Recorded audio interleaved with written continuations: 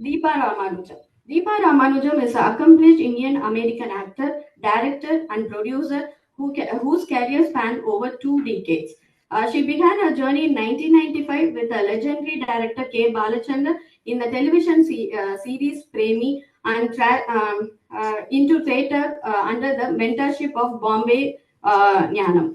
After moving to United States in 1998, Deepa studied theatre direction and filmmaking, eventually founding her own theatre company, Kriya.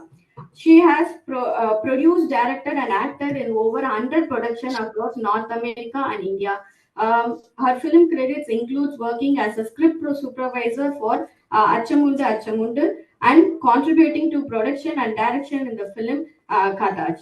Deepa has also acted in several South Indian films, primarily Tamil, and has recently enhanced her skill by training with a renowned Hollywood acting coach. A lifelong learner, Deepa continues to inspire audience with her artistic vision and dedication to the craft. We welcome you, ma'am. So now I call upon Deepa Ramanujam, ma'am, to start off with the session, ma'am. Hello, everyone. Good morning.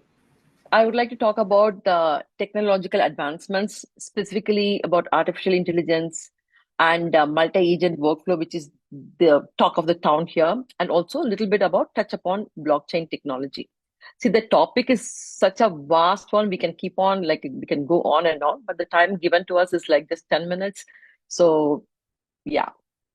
So AI that holds the potential to revolutionize the entire film industry by improving efficiency and reducing cost.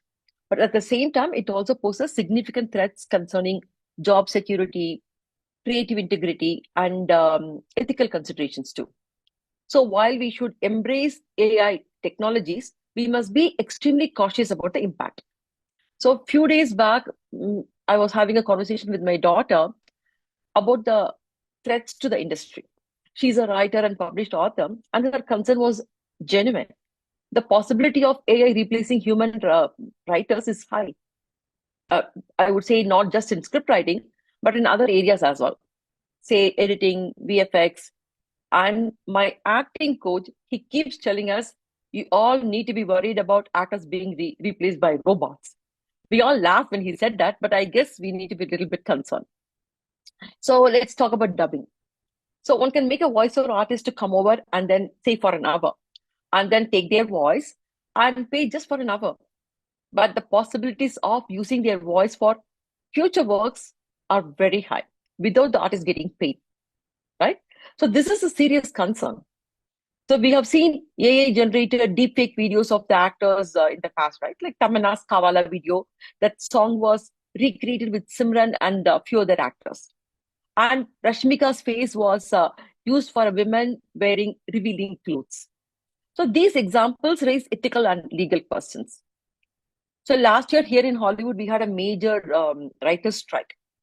AI was one of the main subjects of conversation. But these advancements, they're promising too. So in one of the recent films in Tamil, like I think it was Goat, the technology was used to de-age the actor. And I think in Indian too, some actors were recreated who are not with us anymore. So it is up to us to see, how to use these advancements. So technology could be obviously misused in the hands of in wrong hands, but the key is to find the balance. So if we, in my opinion, if we navigate these challenges thoughtfully to preserve we have such a rich cultural and creative heritage. So we can definitely do that while embracing the technological advancements. So now I want to talk about the very, very important thing which is happening right now here, and I'm sure around the world. It is the multi-agent workflow. So multi-agent AI workflows that involves several AI systems, okay, working together to accomplish a single task. So that could be too complex or too large for one single AI system to handle. So let's take, for example, this event. So someone came up with this concept, someone planned, and someone designed the posters, someone executed the promo, contacted the guests, and someone tested whether the Zoom was working properly. And we speakers, we came prepared with that topic given to us. So the goal is to have a successful event, and we all, as a team, we all executed this together. But each member of the team, we all have our specific skill set. So in the context of creating a movie, this multi-agent workflow, so one AI agent might analyze scripts to suggest plot improvements, character development, even deepen the character arcs, and another one can assist in directing. And in the case of camera department, AI could suggest camera angles, lighting setups, and another AI agent can provide real-time feedback during the shoot, based on what is the envisioned narrative. And for post-production, AI agents can that are specialized in editing. They could offer recommendations for cuts and transitions that enhance the storytelling or viewer engagement. And another one can actually manage the project timeline and resources. So such a workflow it's an interactive process. These different AI agents, they interact amongst themselves, and in the process, they refine their outputs through collaboration and self-improvement. So when this process eventually happens, I don't know when it is going to happen in Indian cinema, when this happens, the possibilities of just one director can manage the entire production with the help of multiple AI agents. So as these AI systems take on roles ranging from script writing to editing to visual effects to project management, so actually this raises a critical concerns about the future of employment. That is the biggest concern we have. And now I want to talk about a little bit of blockchain technology. That is the emerging trend. So it's making significant inroads in the Indian film industry now, offering innovative funding, innovative distribution, and mainly rights management solutions. So we all know that IP rights are the major issue in the industry, and we have been facing for a very, very long time. So it is such an unorganized, I'm sorry to say this, it's an unorganized, and there is not much of transparency too. So Chennai-based two companies are there, Oracle Movies and Producer Bazaar. I know the folks involved, especially Producer Bazaar. They both are, they use advanced and secure blockchain technologies to buy and sell movie rights. So there is total transparency. And hopefully, these companies will help transform the industry. So recently, I read a news that I forgot the name of the company that collaborated with the Shemaru Entertainment. So I think sometime last year, maybe September, October 2024. So the aim was to transform Bollywood blockbusters into digital collectibles using blockchain technology, opening new monetization avenues and providing fans with access to their unique content. So the benefit, if you want to know what is the benefits of using blockchain technology, first of all, increased transparency in, as I already mentioned, funding, distribution, and enhanced security and traceability of movie rights. It's just because we can go and find out online, we can check it out, like who holds what rights, like who is holding overseas rights of this and then dubbing rights of this, or the entire, when is the expiry date, everything we can find out. And more than anything, avoiding middlemen. And we are making direct connections between the creators and the consumers. So then also new revenue streams through digital collectibles and NFTs. These are the main advantages. The challenges, if you ask me, what are the challenges? It's still in the very early stage, and then we don't have much data to show the success rate of this. So there should be wider adoption and understanding of the technology in the film industry. So also, I want to talk about something, the subject which is very, very important in my opinion, because as a working actor, and I also have produced films. So I want to talk about the high production cost, which is one of the significant challenges we are facing. See, most of the cost for films, especially we are using, let's take a case of films with tier 1 actors. So the major cost goes to the cast and crew above the line. So you know what above the line is, right? And of course, a significant chunk goes towards marketing. So it is very difficult for the producer to make a profit. See, at the end of the day, it's business. We are all here to, we are all passionate filmmakers. But at the end of the day, this business, they all need to make profits. So they rely mainly on the theatrical and OTT platforms, and of course, some of the rights like remake rights, dubbing rights, and overseas rights for monetization. But of course, we did Dr. Ipsita and both of them, Dr. Prita, they all talked about a little bit. So making, especially Dr. Ipsita, she talked about the FICCI reports and everything. So I'm talking about the Tamil industry. Here, making people come to the theater is the main issue, in my opinion. So obviously, one is piracy, and where people just download and then watch the films online, and or they wait for the film to come on the OTT platforms.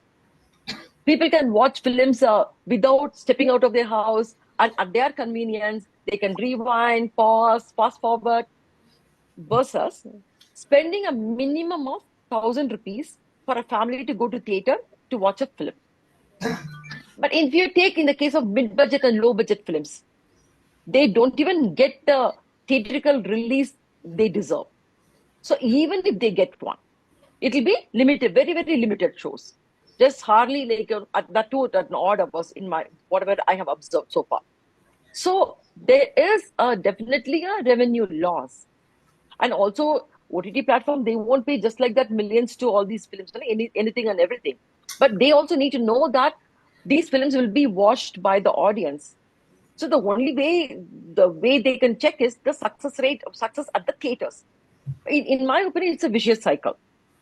So I read somewhere that Bollywood's collections dropped 7% last year, mainly due to the high ticket prices, which actually correlates with what Dr. Ipsita said. So, and also the other changes, if I want to talk about, of course, Dr. Preeta touched upon this little bit. This is about women filmmakers. A lot of us are in different capacities, and we are coming up with powerful women-oriented films right now, which is really great. And LGBTQ representation in films, which is I'm really glad, because this is a subject which is very close to my heart. To see these films in the mainstream cinema. So I'm even more delighted to see that top actors are willing to play gay or transgender roles. Actually, which was not the case like about, say, 10 years or 12 years back. In fact, I came here with the subject in 2000. I live in US. I came to India with my script late 2010, and the theme was LGBTQ theme. The subject was that. But I had such a hard time getting a producer, convincing the actors. But now I'm really delighted to see that things are changing. And actors like Prithviraj, he acted in this Malayalam film Mumbai Police. And Vijay Sethupathi, he acted in Super Deluxe. He acted as a transgender. And recently, Katal, that Mammootty acted. And I don't know, but you all need to see a movie called Nilanira Suryan by Samyukta Vijayan. She's from US. It is such an honest film about a transformation of a man into woman. And also there's a lot of so please do watch. If I don't know whether it's available on any of the platforms, but I would request all of you to watch that film. It is such a, in my opinion, very, very honest film. And also international representation of Indian actors is getting slowly growing. So I'm hopefully the numbers will grow even further in the coming years. So Indian cinema, we have such a rich culture and emotions and bright future. So with all the technological advancements we have, that combined with compelling and path-breaking storytelling, definitely we can take center stage in the global cinema. So I'm sure audiences worldwide, they can all connect with and resonate with the Indian films. Thank you. Thank you for listening. Deepa Ramanujam, ma'am, thank you for sharing your reflection on challenges faced by filmmakers. Your real-world examples have shed light on the ongoing struggles and opportunities that continue to shape the industry today. Thank you so much, ma'am. Let's take a few minutes and hear it from our audience and students.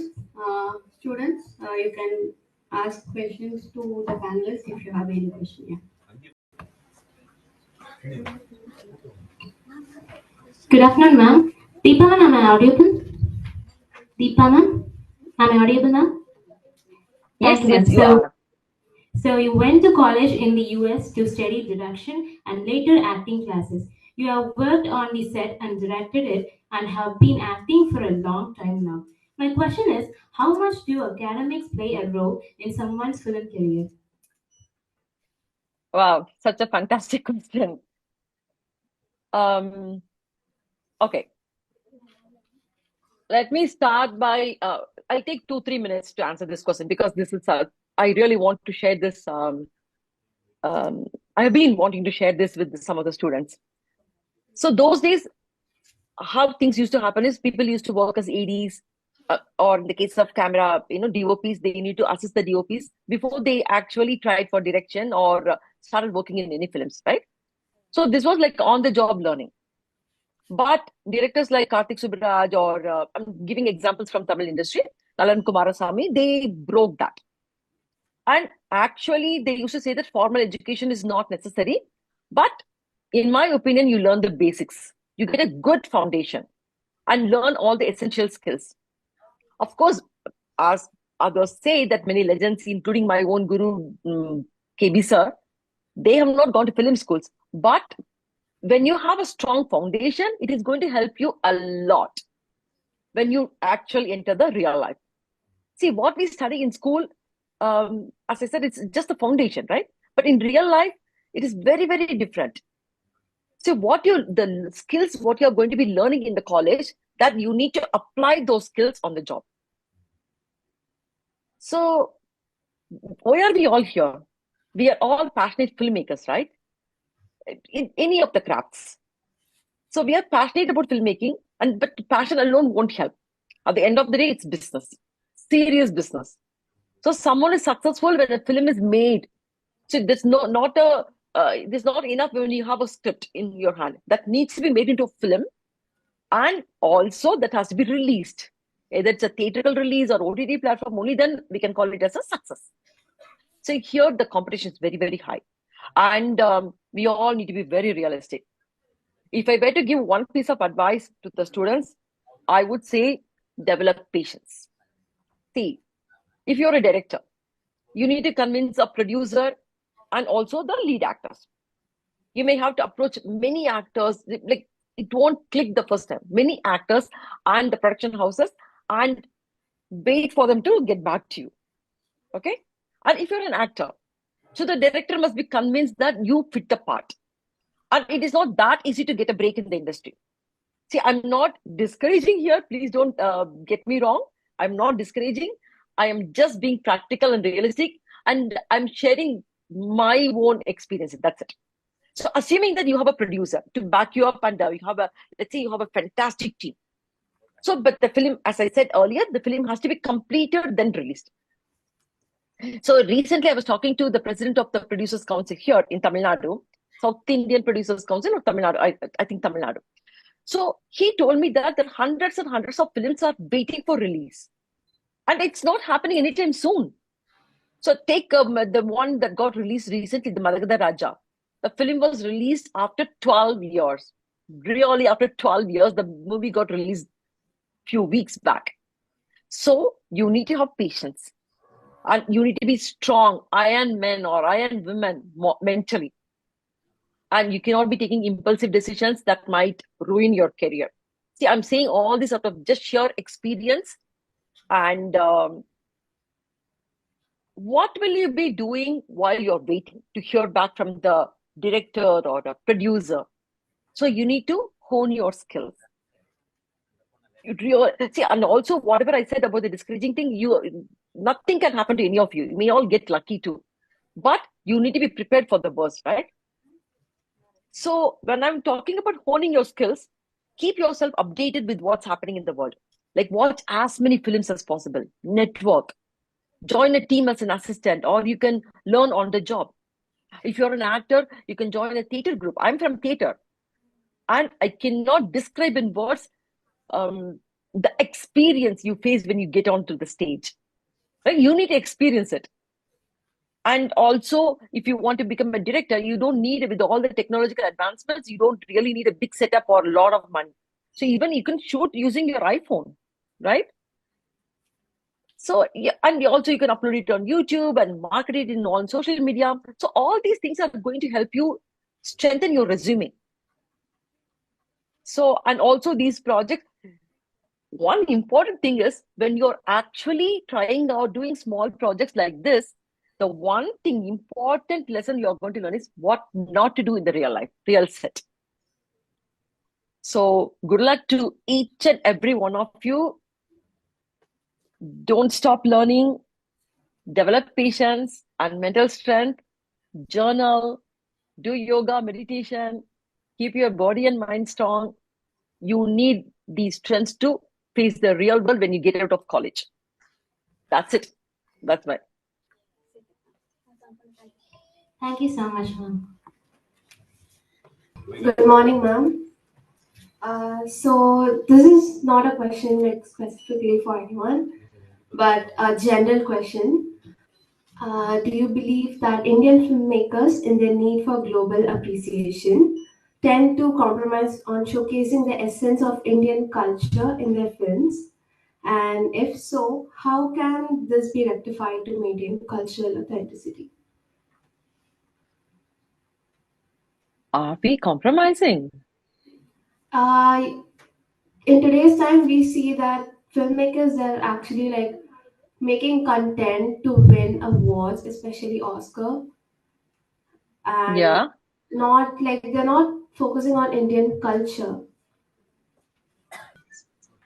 So actually, see, as a director, as a storyteller, whatever story we have, we are going to say that. I don't think we have to go with an approach that, oh, we are the people responsible to save and protect the India's. I don't think so. See, if I have a story, which is a realistic story, let's say take LGBTQ example. If it is a realistic story which is happening around us, there are thousands and millions of stories around us. Just the only thing is we need to open our eyes and see. So that may be some people, some section of the audience may think that, oh, we are deviating from our heritage and we are, people can think like that. But I don't 100% agree with you that we are compromising on our culture or anything. So it is, and also it's extremely subjective. What you think is negative could be very, very positive for someone else, right? I Yes. mean, sorry, this is how I feel. Others, I mean, you two can No, I think the have question a is different. with regard to animal and all, they said that, it's kind of free. Oh, that way. Okay, animal and then even Arjun Reddy and all that thing. So Exactly. again, Arjun Reddy and okay, even in fact, I when Arjun Reddy was made into Tamil and I played that mom's role, so I know exactly what you're talking about. Even at a personal level, I do not like anything that is violent films. I don't like it at all. I don't enjoy violence. I don't enjoy any like all these bloodshed and all those things. But if the director, if that is a story he wants to say, He has to say it. right, he has to say it. If Yes. that is what he has in mind, and also remember, he has convinced a producer to invest on him, his story. He has convinced some actors to, and even a cinematographer or a production designer. So he has succeeded that way. Of course, none of us, all of us need not agree with whatever is being showed. But I think this is where the freedom of expression comes, right? Don't you agree with me? I mean, don't you think so? Yes, As ma'am. filmmakers, yeah, and also remember, like even the censorship, we have been having a lot of problems after the B film. After it gets censored, there are a lot of protests, and people are asking to ban the film. So when we talk about, oh, we all need to, the filmmakers, we need to have our freedom of expression, we have freedom of freedom. I think the same thing applies to other areas as well. if that is the story he or she wants to say, nobody can stop that. So if it is anything that is forced, audience are going to reject that. If they think, because now all the audience, they've all become very, very sensible, because thanks to all the OTT platforms, we get to see a lot of international films, and they get to see all the good quality films, like a good script, good screenplay, good acting, good CG, everything. So when that is not happening, what is happening right now? So let's say that if the CG sucks, or if the screenplay is really pathetic, so immediately the memes come out the very next moment, even before the show gets over. So the audience can decide. They have the power. See, nobody can, when we make the film, nobody can predict the future of the film, the fate of the film. So it is there with the audience. The audience, they have the power to decide whether they want to make the film a hit or a flop. So if they think, if the majority of the audience feel that, oh, it is against our Indian culture, and they are forcing something of sexuality or a nude scene or whatever it be, and they are going to reject the film just like that. Yeah, so I think you're very correct. It's on the, I mean, I had this discussion in my class as well, where half the students said that, it's the choice of the director, and half said no. There should be some sort of moral sensibility of the direction. And I said it's the opposite. It's the sensibility of the audience. Because see, I Audience, yeah. say everything I want, but then it's up to you whether you accept or reject what I say. So if I'm saying that Animal is a bad film, then it should be said by the audience, not by the director, because that's a creative person. He has freedom to say whatever he wants to, but you are accepting it. So then it's you, in the sense the audience. So it's the audience sensibility which needs to be changed or not changed, or whatever it is. That's a personal choice, absolutely. Deepa ma'am, AI's threat in creative integrity. As an Aslam professor, I'm always concerned about this thing. Like, students are lacking their creativity due to the all those media, watching all those media, especially social media. They are just watching and becoming addicted to those sessions. And you have said lots about production to distribution. Once again, thank you to our panelists for your time, effort, and expertise. And of course, thank you to everyone in the audience for your participation. We hope you found today's discussion as enlightened as we did. Have a wonderful day, and we look forward to seeing you at future events. Thank you so much, ma'am.